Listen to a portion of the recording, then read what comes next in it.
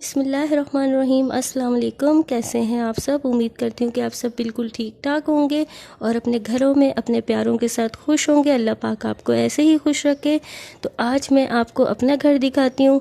तो आज मैं अपने कमरे की सफाई कर रही थी, जो कि हमारा गेस्ट रूम है, जहाँ जो भी कोई मेहमान आता है या कुछ भी, और हमने टीवी भी वहीं रखा है। तो इसी कमरे में हम बैठते हैं, टीवी भी देखते हैं, और जो मेहमान आते हैं उन्हें भी हम यहीं बिठाते हैं। तो आज मैंने सोचा कि क्यों ना मैं आपसे अपने घर की वीडियो शेयर करूं। तो आज मैं पूरा ये कमरा साफ़ करने जा रही थी, तो मैंने सोचा आपसे भी शेयर कर लेती हूं। तो मैं बस इस पूरे कमरे की आज सफाई करूंगी। तो ये हमारा सहन है, सहन भी मैं आपको दिखाऊंगी। तो ये सामने सहन से जाएं तो दो कमरे हैं, एक साथ में दूसरा कमरा है, मगर ये कमरा है जहां मैंने आपको बताया था कि आज मैं इसकी सफाई करने लगी हूँ। तो ये सारा सामान आज मैं निकाल के इसकी सही तरह सफाई करूँगी, कारपेट्स वगैरह साफ़ करूँगी। तो मैं आपको बताऊँगी कि कारपेट आप अपने किस तरह साफ़ करें। तो ये है कि जब हम कारपेट को अच्छी तरह साफ़ करते हैं और इसके ऊपर पोछा मारते हैं तो ये 20 से 25 दिन अच्छे से चल जाता है, मगर डेली हमें झाड़ू तो इसके ऊपर लगाना ही पड़ता है। मगर कारपेट हमारी साफ़ रहती है। बाज़ार में हम कारपेट धुलवाते हैं, अब तो इतने चार्जेस हो गए कारपेट वगैरह के भी, तो हम घर में भी अच्छे से कारपेट साफ़ कर सकते हैं। तो और ये देखें बटरफ्लाई है, ये मेरी अम्मी ने कुशन पर लगाया है। तो यहाँ मैंने कमरे का सारा सामान एक बच्ची के साथ मिलके लगवा दिया। हमारे घर में एक बच्ची आती है जो कि कभी कभार हम उसको बुला लेते हैं, सफाई वगैरह हमारे साथ मिलके करा लेती है। तो हमने परमानेंट कोई काम वाली नहीं रखी हुई, क्योंकि डेली सफाई हम खुद करते हैं। कभी कभार जिस तरह मेन सफाई होती है तो उस बच्ची को बुला लेते हैं, और फिर जो उसके चार्जेस होते हैं वो अपने नसीब का ले जाती है। तो बस उस अल्लाह पाक उस बच्ची को भी खुश रखे जो हमारे कहने पे आ जाती है और हमारे साथ इतनी हेल्प करा देती है। तो बस ये कमरा मैंने बच्ची के साथ मिलके खाली करवा लिया। तो और यहाँ मैं जाले उतार रही हूँ। जाले उतारने वाले से एक ब्रश बहुत ही अच्छा होता है, ये हर वो जो गली में आते हैं हर माल वाले, उनके पास से अच्छे से मिल जाता है और इतना एक्सपेंसिव भी नहीं है, 200 रुपये का है। तो ये इससे सही जाले वगैरह उतर जाते हैं। मैं तो पंखे भी इसी से साफ़ कर लेती हूँ। तो ये सही है, इसमें डंडा लंबा भी हो जाता है तो इससे अच्छे से जाले उतर जाते हैं। ये कमरे की खिड़की है और इससे बाहर का सैन वगैरह नज़र आता है। तो एक जाली वाली खिड़की लगी हुई और दो शीशे वाली। तो जब लाइट जाती है, गर्मी होती है, तो अक्सर हम खोल लेते हैं। वैसे छिपकली की वजह से मैं बंद करनी पड़ती है, कभी कभार सैन से छिपकली अंदर आ जाती है कमरे में, और कमरे से छिपकली निकालना तो बहुत ही मुश्किल हो जाता है। अब यहाँ मैं कारपेट बच्ची के साथ अच्छे से साफ़ करा रही हूँ, तो बहुत मिट्टी उड़ रही है।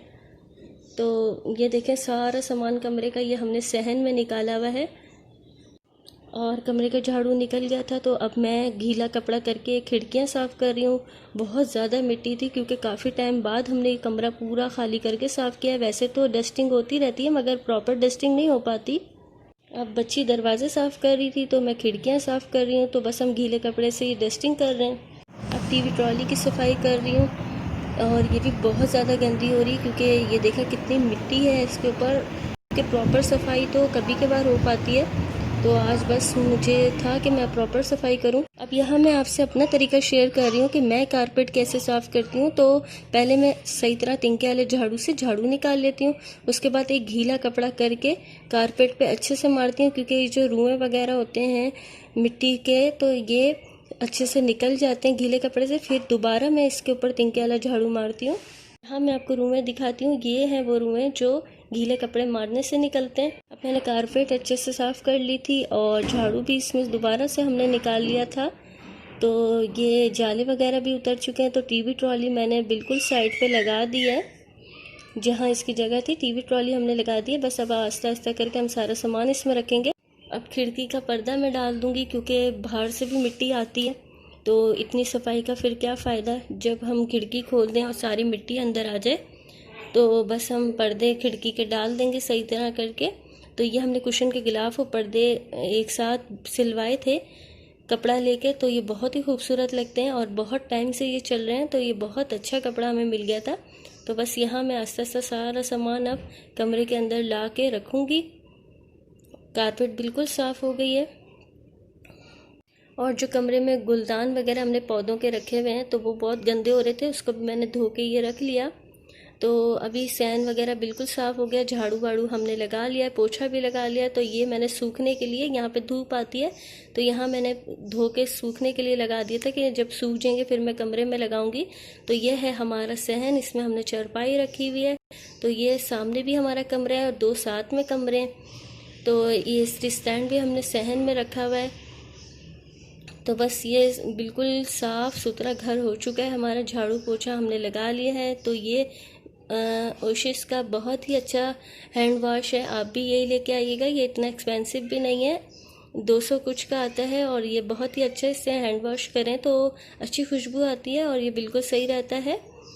और ये सामने भी हमारा कमरा है और एक ये कमरा है, 3 कमरे हमारे। ये वो कमरा है जो मैंने साफ़ किया है।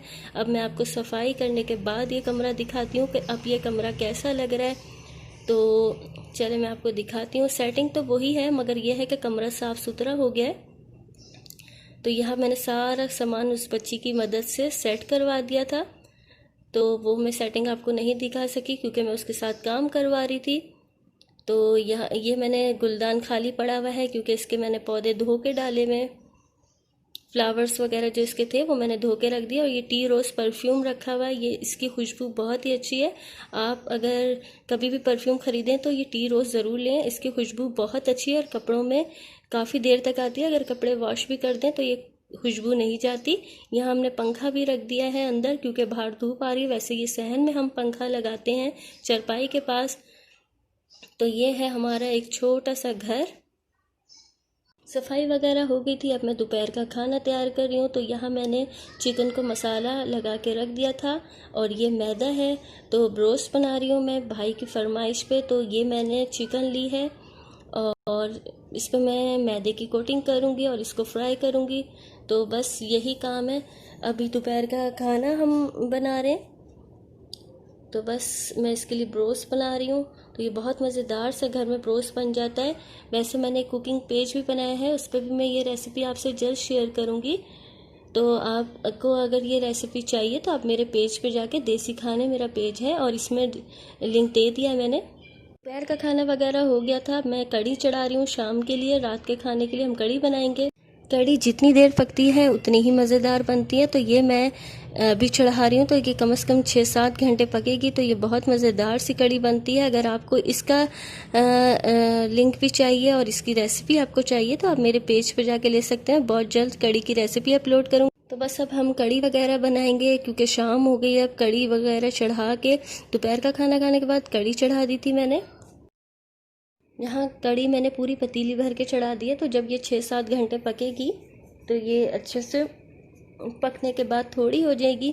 तो ये जितनी पकेगी उतनी ही मज़ेदार होगी। तो इसकी रेसिपी मैं आपसे देसी खाने के पेज पे शेयर करूँगी, फुल रेसिपी आपको वहाँ मिल जाएगी और इस पेज पे भी मैंने ये लिंक दे दिया। तो यहाँ मैंने ऑयल ऊपर से नहीं डाला, ये कढ़ी का अपना ऑयल है जो मैंने मसाले के दौरान डाला था।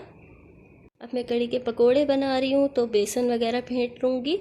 तो आप बताएं, आपके घर में जब कढ़ी पकती है तो आप झटपट वाली कढ़ी बनाते हैं या देर वाली। अब यहाँ मैंने बेसन के अंदर हरा मसाला काट के डाल दिया, धनिया, पुदीना, हरी मिर्चें, प्याज। तो बस अब मैं पकोड़े बनाऊँगी। यहाँ मैंने पकोड़े डाल दिए हैं कढ़ाई में। तो ये बहुत ही मज़ेदार सी कढ़ी बनती है। तो मैंने जो सेकंड पेज बनाया है वो कुकिंग का स्टेप बाय स्टेप कुकिंग आपको सिखाई है ताकि जो नए कुकिंग करने वाले हैं उन्हें आसानी से खाना बनाना आ जाए। तो बस पकोड़े बन चुके हैं, अब मैं कढ़ी में डालूँ। यहाँ मैंने पकोड़े कढ़ी में डाल दिए थे, अब मैं इसका तड़का तैयार कर लूँगी। तो कढ़ी हमारी तैयार हो गई, बस हम रात का खाना खाएँगे। कढ़ी का तड़का तैयार हो रहा है। कढ़ी का तड़का मैंने लगा दिया था और इसे प्लेट में सर्व कर दिया आप लोगों के लिए। तो ये आप सब के लिए, आप सब आ जाएं और जिसने खानी है, बहुत मज़ेदार बनती है, आप ट्राई ज़रूर करिएगा। कढ़ी बन चुकी थी, अब हम खाना वगैरह खाएंगे और उसके बाद सोएंगे। फिर आपसे एक नए डेली रूटीन शेयर करेंगे।